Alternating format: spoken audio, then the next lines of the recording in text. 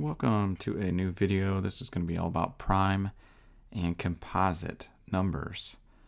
Now, before we begin, we're just going to talk about what these mean. We're going to talk about prime first. So, a prime number is an integer or a number. Integer is a fancy word for number that has only two factors. Let me show you what I mean by that. Let's look at the number 5. If we found the factors of 5, the only two we could find would be 1 times 5. There's nothing else that equals 5. So we would list that in our set here. Notice it only has 2 factors. That would be a prime number. So again, a prime number is an integer or a number that has only 2 factors, 1 and itself. Now let's look at a composite number.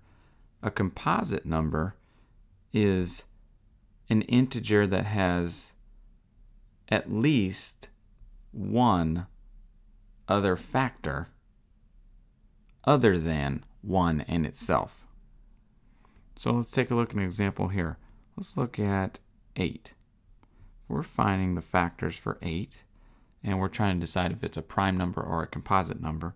We know 2 times 8, or excuse me, 2 times 8. We know 2 times 4 equals 8 for us, if I can get my math facts straight here. And we also know 1 times 8 equals 8. We already have more than 2 factors. So as long as it has 3 or more factors, it's automatically a composite number. So we would have 2, 4, should we have 1 in there, 8, all factors of 8. So that would be a composite number. Okay, now that we are past the first slide, talking about prime, giving kind of definitions for prime and composite, let's see if you can figure out 3, 4, 24.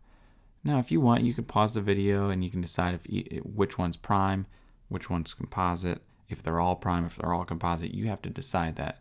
But we're going to go ahead and go through these and see if we can find the factors to decide if they're prime or composite. Okay, let's look at 3. We know that 1 and 3 would be factors. And I'm thinking, okay, 2 times 1 is 2, 2 times 2 is 4. It looks to me like 1 and 3 are the only factors for 3. So that tells me 3 only has 2 factors. Well, we know the definition of prime is an integer that only has 2 factors, itself and 1. And sure enough, 3 fits that description. So right next to it over here, I'm going to say 3 is a prime number. Next, let's go to 4. I'm going to look at 4 and decide, okay, I know that 1 and 4 are factors. Let's see. Oh, I know 2 is a factor as well because 2 times 2 is 4. So that one already has 3 factors, and I know that composite numbers are numbers that have at least one other factor besides 1 and itself. It does have one other factor, so this would be a composite number. Composite. Now let's go down to 24.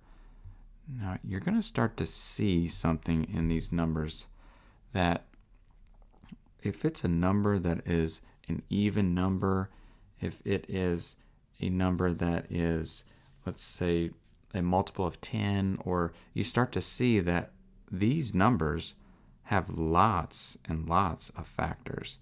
Not only 1 and itself, 1 and 24, but it also would have 3 and 8, 6 and 4. It would have 2 and 12. So the definition of prime is an integer that has only 2 factors, 1 in itself. I'm looking at 24, and I know that has a lot more than 1 in itself. So in that one, it's pretty clear to me that it definitely has it definitely is an integer with at least one other factor other than 1 in itself. So 24 would have to be composite. Composite. All right, we have a few examples here.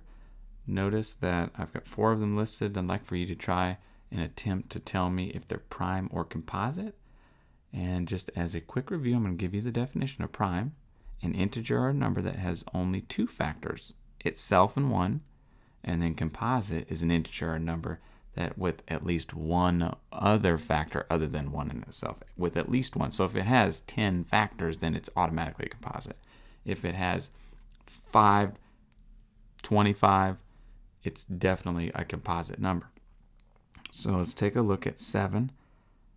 7 has 1, 7, and no other factors. So it has 1 in itself. Oh, we do know what that is. That's going to give us a prime number. So 7 would be a prime number. Let's go to 6 here. We have, okay, 1 and 6. So far it might be prime because 1 and 6. But I also know that 2 times 3, or 2 and 3, would be factors. So thinking back to my definition of a composite is an integer or a number with at least one other factor than 1 and 6. It has 2 other factors. So it would be composite. This is 6 is a composite number. Now let's go to 50. Now 50, I'm looking at 1 times 50. I'm looking at 5 times 10. I'm also looking at 2 times 25. So just looking at these, I can already count. We have 1 and itself, and if those were the only ones, it would be a prime number. But if it has at least one other factor, automatically a composite number. So if you wrote down composite, great job to you. And finally, we're going to go to our 1 at the bottom here, and 1 has a factor of 1 and no other, because 1 times 1. Well, when we write our factors, we only need to write 1, that number, once. So 1 only has 1 factor, and yes, unfortunately, this lonely old 1 is neither prime or composite. It's just one of those lonely exceptions. Poor old number 1. And that'll do it for prime and composite.